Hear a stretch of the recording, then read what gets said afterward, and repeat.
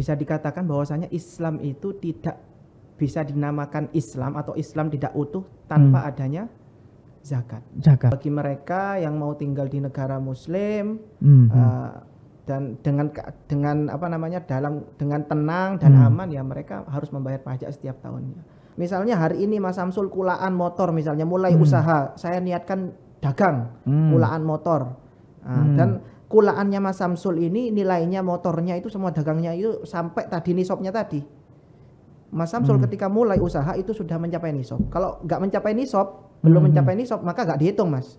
Di zaman Rasulullah itu zakat itu merupakan otoritas negara, sebagaimana pajak. Jadi zakat itu diatur oleh negara yang menghimpun dan negara yang mendistribusikan kepada mereka yang nggak mampu.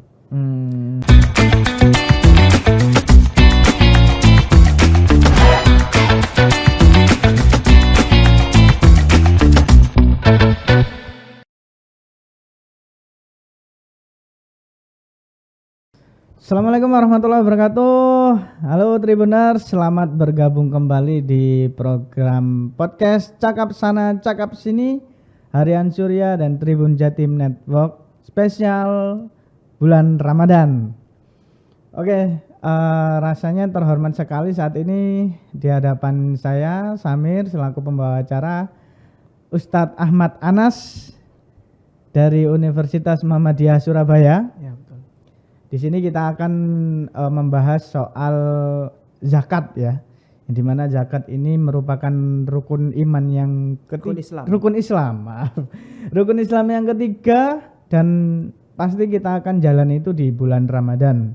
Nah, Tribuners, di hadapan saya ini Ustadz Ahmad Anas yang sekarang sedang aktif ya mengajar di Universitas Muhammadiyah Surabaya, dan juga beliau ini ternyata alumni dari Yaman, ya tepatnya di Universitas Al-Ahqaf ya. Al-Ahqaf itu tahun berapa itu Ustaz? Masuk tahun 2012. Masuk tahun 2012. Lulusnya tahun 2017. 2017 ya. Baik, menarik ini Tribuners, selain kita membahas kewajiban berzakat, kita juga nanti akan membahas soal hukum-hukum zakat yang ada ya, khususnya di dinamika kontemporer saat ini. Karena berbicara hukum juga sangat dinamis ya Ustadz ya, bisa berubah-ubah begitu ya. Iya. Nah baik, sebetulnya gimana sih Ustadz, pertama nih, kita mengapa diwajibkan untuk berzakat nih sebetulnya nih Ustadz? Apakah memang hukum wajib dari Allah? Untuk apa ini, esensinya apa di situ? Nah itu gimana Ustadz? Oke, sebagaimana yang kita tahu bahwasannya zakat itu merupakan tidak hanya wajib ya. Zakat itu tidak hanya wajib, tapi zakat itu merupakan rukun Islam yang ketiga. Rukun Islam yang ketiga. Kalau rukun kan berarti kan bisa dikatakan bahwasannya Islam itu tidak bisa dinamakan Islam atau Islam tidak utuh tanpa adanya zakat. Zakat ya. Wah, sampai segitunya ya. Iya. Tapi masalahnya banyak di tengah pemahaman masyarakat. Masyarakat memahami bahwasanya zakat ini ya tidak memahami sedalam itu. Masyarakat memahami bahwasanya zakat ya sekedar wajib. Hukum wajib biasa, dan mereka tidak memahami esensi sebetulnya daripada zakat itu sendiri. Yang mana zakat itu merupakan rukun Islam yang ketiga. Kalau kita bicara mengenai esensi zakat, saya jelaskan secara ringkas. Jadi zakat itu salah satu esensi atau makosidnya itu adalah mengurangi kemiskinan. Mengurangi kemiskinan. Ya, kita tahu bahwasannya zakat itu tu'khadhu min aghniyaihim wa tusrafu ila masakinihim. Zakat itu diambil dari mereka yang kaya dan juga didistribusikan kepada mereka yang miskin, fakir miskin. Nah, seperti itu. Kemudian selain itu juga zakat itu esensinya juga mengurangi kesenjangan ekonomi, yaitu pemerataan ekonomi di antara masyarakat. Ya. Jadi beda sama pajak ya. Jadi kalau pajak kan diambil dipungut baik itu dari yang kaya ataupun dari yang miskin. Tapi kalau zakat enggak. Zakat itu hanya dipungut dari mereka yang kaya dan didistribusikan kepada mereka yang tidak mampu. Jadi di sanalah akan terbentuk pemerataan ekonomi di pemerataan sosial juga ya. Pemerataan sosial juga pastinya.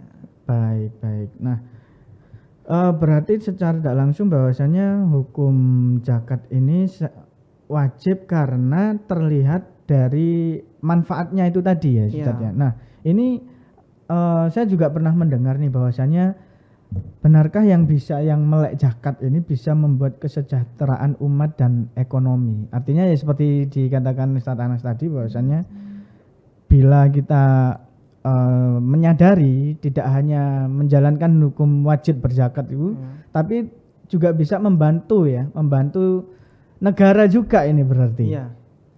Ya. Jadi zakat itu emang musuhnya pajak. Ya kita begitu ya, Ustaz? Bukan musuh sih, tapi ya perbandingannya. Kalau dulu di zaman Rasulullah kan tidak ada yang namanya pajak. Mungkin ada pajak. Pajak itu sebagai bahan serep saja. Namanya doribah ataupun jizyah kalau pajak yang diambil dari mereka yang bukan dari muslim ya. Jadi cuma bahan serep. Pendapatan utama, income utama daripada negara Islam ketika zaman Rasulullah dan para sahabat itu adalah pajak itu sendiri. Jadi pajak itu sistemnya dulu sebagaimana pajak yang zakat maksudnya. Iya, zakat ya. Itu pengaplikasiannya itu sebagaimana pajak yang diaplikasikan oleh pemerintah kita sekarang. Jadi income terbanyak itu dari zakat ya. Income terbesar negara Islam terdahulu itu adalah zakat. Zakat ya. Jadi pajak itu hanya pemain pengganti lah. Pemain pengganti apabila memang income negara ada kekurangan, maka di sana main pajak. Dan zakat ini karena negara muslim ya, jadi diwajibkan untuk kaum muslim juga. Nah, pajak ini mungkin lebih penjelasannya kalau pajak ini berlaku untuk yang non muslim atau gimana? Kalau untuk yang non muslim itu namanya non muslim yang tinggal di negara muslim ya. Nah, itu namanya ada pajaknya juga. Namanya jizyah. Jizyah ya. Jadi bagi mereka yang mau tinggal di negara muslim dan dengan dengan tenang dan aman ya mereka harus membayar pajak setiap tahunnya. Pajaknya itu dinamakan jizyah. Nah, kalau bicara ke zakat lagi, tadi menarik nih bahwasanya kalau kita patuh zakat itu tidak akan ada kesenjangan ekonomi. Nah, terlebih lagi dalam berkewajiban zakat itu kan kita ada sub-subnya ya, artinya yang berpendapatan segini hitungannya segini. Nah, itu kalau dulu kan kebanyakan berdagang nih, Ustaz. Nah, ini umumnya kalau sekarang nih gimana nih perhitungannya nih? Apalagi kita yang karyawan ya, yang gajinya UMR, kadang kita merasa waduh, kita zakat bahkan berat gitu. Itu gimana, Ustaz? Jadi zakat itu tidak dipungut kecuali dari mereka yang benar-benar kaya. Jadi Islam itu tidak akan dolim. Islam itu tidak akan dolim. Jadi dalam zakat itu ada beberapa komponen yang harus kita pahami. Yang pertama itu nisab. Nisab itu batas minimal. Batas minimal nilai suatu harta seseorang diambil zakatnya. Kalau kurang daripada batas minimal tersebut maka tidak diambil zakat. Misalnya nih Mas Samsul ini pedagang misalnya, pedagang motor misalnya, pedagang motor. Itu nisabnya berapa? Nisabnya itu seperti nisabnya zakat emas ya. Kita katakan zakat emas ini nisabnya 86 gram. 86 gram itu kalau 1 gramnya kita katakan 1 juta ya. Kita katakan berarti 85 atau 86 juta. Jadi apabila nisabnya batas minimal barang dagangan Mas Samsul ini beserta kasnya di akhir tahun ya. Di akhir tahun itu mencapai 86 juta, maka Mas Samsul wajib zakat. Itu berapa persen itu? Itu 2,5%. 2,5%. 2,5%. Berarti kalau Mas Samsul punya uang 100 juta misalnya, dan itu sudah bersih ya, itu bersih maksudnya itu udah dihitung utang, ya udah dikurangi utang, kemudian dikurangi gaji karyawan, dan semua pengeluaran kos-kos ya, semua kos itu udah dikurangi dengan kos-kosnya, gaji karyawan dan hal utang-utang dan lain sebagainya. Kemudian kalau emang sudah mencapai nisab misalnya 100 juta misalnya, ya wajib zakat 2,5%-nya berarti 2.500.000. Ya. 22.500. Oh, 2.500.000. 100 juta dari 2,5% dari 100 juta kan 2,5 juta. Seperti itu, sesimpel itu Mas. Dan itu wajib haul. Haul itu 1 tahun. Wajib dihitung selama 1 tahun itu ya. Misalnya hari ini Mas Samsul kulaan motor misalnya, mulai usaha, saya niatkan dagang kulaan motor.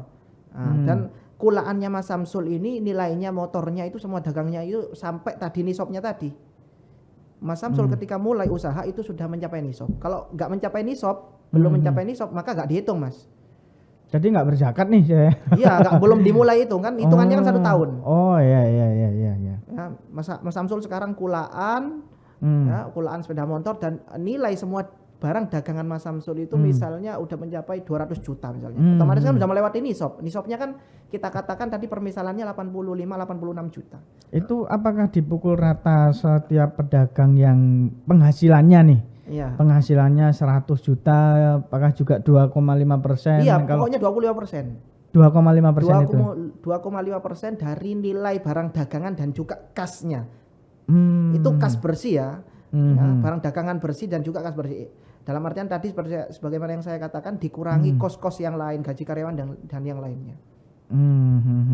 Nah, sekarang nih kayak kita ngomong usaha ya, untuk maksudnya yang berkewajiban untuk berzakat gitu. Nah, misal kita yang karyawan swasta gini yang gajinya UMR itu apakah juga 2,5% atau gimana gitu? Oh, jadi gini. Jadi itu namanya malul mustafad ya. Malul mustafad itu sesuatu yang dihasilkan tidak memakai modal. Seperti profesi kita sebagai guru, profesi kita sebagai karyawan di suatu perusahaan, profesi kita sebagai pengacara, dokter dan lain sebagainya. Itu bagaimana sih zakatnya? Itu tetap ada zakatnya karena zakat itu, harta yang wajib dizakat itu adalah harta yang bertumbuh. Harta yang bertumbuh dan karyawan seperti Mas Samsul ini kan bertumbuh terus kan? Amin.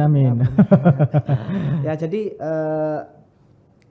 wajibnya itu kita bicara nisabnya ya. Ya, batas minimal itu ya. Batas minimalnya berapa? Sama seperti Mas.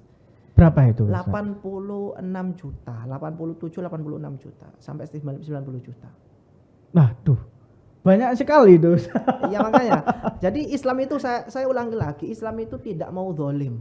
Jadi Islam itu mau umat Islam itu mengeluarkan zakat dengan ikhlas. Makanya di sana ada yang namanya nisab. Jadi kalau kurang nisab kan berarti udah dianggap tidak kaya, tidak mampu. Kalau tidak mampu yang ngapain, harus zakat. Berarti saya kayak contoh saya nih, hitungan saya selama 1 tahun nggak sampai 86. Ini kalau zakat malul mustafad seperti Mas Samsul ini sebagai karyawan ini nggak dihitung sampai haul Mas. Nggak harus 1 tahun. Jadi ada klasifikasinya zakat itu. Zakat harta itu ada klasifikasinya. Ada harta yang pakai modal kayak barang dagangan kan tadi Mas Samsul pakai modal kan. Ada nggak pakai modal. Kayak profesi kan tadi kan nggak pakai modal. Kalau nggak pakai modal lu nggak pakai haul Mas. Nggak pakai melewati 1 tahun. Jadi nggak pakai melewati 1 tahun. Ketika Mas udah cuan gajian, ketika sudah mencapai nisab misalnya, ya wajib zakat. Misalnya gajinya Mas Samsul kita katakan masih 20 juta, 30 juta. Itu masih kotor ya, belum dikurangi pengeluaran untuk keluarga, anak makanya sekolah. Kurang dari itu, Ustaz. Iya, makanya. Jadi ya enggak wajib. Enggak wajib, tapi kita tetap berzakat dong. Iya, tetap sedekah ya. Terserah, ini kan bicara masalah wajib enggak wajib. Kalau Mas gitu. Samsul mau sedekah sunnah, saya sedekahkan setiap bulan ke fakir miskin misalnya 100.000, 200.000, 500.000 ya, terserah Mas Samsul, itu otoritas Mas Samsul. Artinya nah ini perlu digarisbawahi juga. akhir jatuhnya kebanyakan daripada nanti hitung-hitungan berzakat nanti lebih banyak, lebih baik saya wakaf atau sodako. Dan kebanyakan bagi kita lah ya memikirkan wah lebih baik sodako lah, toh ya sama aja gitu. Itu gimana Ustaz nanti? Nggak bisa lah, bisa dibedakan. Nggak bisa ya? Antara zakat dengan sodako beda. Kalau zakat itu sodako wajib, wajib hukumnya. Dalam artian kalau kita nggak bayar dosa. Kan seperti itu kan? Karena wajib. Bahkan rukun gitu loh, rukun Islam. Iya. Tapi kalau sodako itu gak wajib. Mas Samsul sodako gak sodako ya gak ada masalah. Iya sih. Masalah. Tapi hitungannya contoh kayak saya sih, kayak yang karyawan nih, saya wajib zakat. Kebanyakan nih kalau pengalaman kami pribadi sih Ustaz awal, ya saya zakatnya beras di masjid gitu. Gini Mas. Jadi zakat itu ada dua ya. Nah, ada yang namanya zakat mal, zakat harta, ada yang namanya zakat fitrah atau zakat badan. Zakat itu kan artinya apa sih zakat itu? Hud min amwalihim sodakotan tutahhiruhum wa tuzakkihim. Zakat itu artinya kan mensucikan. Mensucikan harta ya. Ya. Jadi kalau yang zakat harta itu kayak tadi barang dagangan, emas, panen beras, tambang, itu namanya zakat harta. Ada yang zakat fitrah atau zakat pensucian diri. Ya, seperti zakat fitrah yang kita lakukan setiap tahun ketika memasuki bulan Ramadan. Itu namanya zakat fitrah yang kita bayarkan, biasanya kita bayarkan ke masjid. Minta tolong ke masjid untuk didistribusikan kepada mereka yang berhak. Seperti itu. Jadi beda, Mas. Berarti kalau yang maksudnya yang pengusaha aja tadi itu juga wajib zakat fitrah. Iya. Berarti dua-duanya dong. Zakat fitrah itu wajibnya kapan zakat fitrah itu wajib? Pertama dia mendapati bulan Ramadan. Mendekati hari raya. Mendapati hari raya. Jadi misalnya kalau ada anak bayi misalnya lahir maghrib, yang mana besoknya itu udah masuk bulan Ramadan, bulan puasa. Nah ini enggak wajib Mas, enggak wajib. Si anak itu ya? Si anak itu enggak wajib, bapaknya yang wajib mengeluarkan zakat untuknya kan, itu enggak wajib. Tapi kalau misalnya anak itu lahir sebelum masuk hari raya, maka wajib. Jadi syarat daripada zakat fitrah yang biasanya kita bayarkan ketika bulan Ramadan itu dia mendapati, atau bahasa Jawanya mendapati bulan Ramadan dan mendapati hari raya. Jadi ketemu bulan Ramadan dan ketemu bulan hari raya. Jadi kalau kita misalnya atau ada orang yang meninggal di bulan Ramadan, kan dia kan nggak menangi kan ya, nggak mendapati, nggak bertemu dengan hari raya, maka dia nggak wajib zakat fitrah. Oh begitu. Itu syarat di antara zakat fitrah. Nah kebanyakan nih Ustaz, kita lebih memilih lebih baik zakat fitrah aja lah gitu. Hitungannya karena nanti kan hitungannya kan besar kan, apalagi yang punya, nah kayak yang punya simpanan investasi macam emas atau investasi yang lain, ini gimana ini Ustaz? Beda, harus dibedakan Mas antara zakat fitrah dengan zakat harta. Kalau zakat fitrah kan fungsinya kan mensucikan badan kita. Kalau zakat harta itu mensucikan harta kita. Harta kita kan nggak mungkin lepas dari, walaupun kita misalnya kerjanya udah halal nih, pasti mau nggak mau adalah sedikit subhat di sana ya. Pensuciannya itu dengan apa? Dengan zakat. Jadi harus kita jalani dua-duanya. Kalau emang memenuhi syarat. Kemudian untuk masalah emas tadi, emas itu kan nisabnya, misalnya nih Mas Samsul punya emas batangan antam nih misalnya nih. Ya seperti tadi nisabnya itu 86 sampai 90 gram. 90 gram. Tapi punya saya nggak sampai 90 gram ya udah nggak wajib Mas. Nggak wajib ya. Tapi ketika hari ini misalnya emas borong di antam, misalnya gerai antam misalnya borong emas batangan misalnya yang nilainya sudah sampai 80 90 gram, 90 gram ya, sejak dihitung hari ini Mas beli itu sudah wajib zakat. Dihitung haulnya. Berarti zakatnya tahun depannya. Dengan syarat nilainya masih sama, dalam artian masih stabil ya harganya. Masih di atas nisab atau sampai nisab. Misalnya nih, hari ini Mas beli emas batangan antam misalnya nilainya mencapai 100 gram. Tapi tahun depan di hari yang sama, di waktu yang sama, di tahun yang berbeda, itu emasnya Mas Samsul itu udah sebagian udah dijual untuk keperluan misalnya sehingga berkurang menjadi 70 gram. Itu kan kurang dari nisab, maka nggak wajib. Nggak wajib ya. Wah, sempat redek juga nih Tribuners karena kan kalau berbicara zakat mal itu juga hitungannya besar ya. Tapi ya itu juga karena untuk kepentingan kemaslahatan. Iya. Karena biar tidak ada kesenjangan. Iya. Betulnya kalau memang bisa benar-benar diserap ini sangat membantu sekali ya Ustadz ya. Iya benar. Baik. Nah, misal saya punya perhiasan nih, ini gimana? Uang kayak emas perhiasan lah, itu apakah juga ada nisabnya atau gimana? Ada zakatnya. Kalau emas perhiasan itu kita hitung bersihnya Mas. Itu syaratnya juga lebih kompleks ya. Jadi emas perhiasan itu tujuannya kan kalau perhiasan itu untuk dipakai Mas. Ya. Untuk dipakai bagi yang boleh memakainya. Misalnya perempuan. Jadi yang misalnya nih istrinya Mas Samsul punya emas itu nilai bersihnya misalnya ya, bukan kan emas perhiasan itu kan ada campurannya Mas. Kita hitung yang murninya saja. Murninya saja apabila sampai nisab ya sampai kayak tadi itu 86 sampai 90 gram. Ya berarti wajib zakat. Kecuali dipakai oleh istrinya Mas Samsul. Kalau dipakai gak wajib zakat. Oh gitu. Tapi kalau disimpan aja? Kalau disimpan wajib zakat. Atau dipakai oleh yang haram memakainya. Seperti Mas Samsul memakai emas istrinya itu kan haram, nggak boleh. Laki-laki kan nggak boleh memakai emas, nggak boleh masuk perhiasan kan. Islam kan nggak memperbolehkan kita menyerupai perempuan. Nah maka wajib zakat. Wajib zakat ya karena saya memakai emas itu ya. menarik. Baik. Nah untuk misalnya nih kita kebanyakan nih kita untuk berzakat umumnya nih masyarakat didistribusikan lewat masjid nih. Nah kalau menghitung sendiri itu gimana Ustadz? Maksudnya bisa nggak? Maksudnya untuk menghitung saya punya harta kekayaan segini saya harus berzakat segini, itu gimana caranya Ustadz? Ya hitung sendiri nggak masalah. Hitung sendiri nggak masalah. Atau kalau mau ya minta bantuan kepada lembaga-lembaga amil zakat yang sudah terdaftar oleh pemerintah, misalnya seperti Basnas, seperti Yatim Mandiri, dan lembaga-lembaga siapa namanya ini yang Nurul Hayat dan lain sebagainya. Banyak itu ya. Bisa. Atau kita hitung sendiri. Saya mau hitung sendiri aja. Saya mau mendistribusikan sendiri. Itu nggak masalah. Walaupun dulu di zaman Rasulullah, ya di zaman Rasulullah itu zakat itu merupakan otoritas negara, sebagaimana pajak. Jadi zakat itu diatur oleh negara yang menghimpun dan negara yang mendistribusikan kepada mereka yang nggak mampu.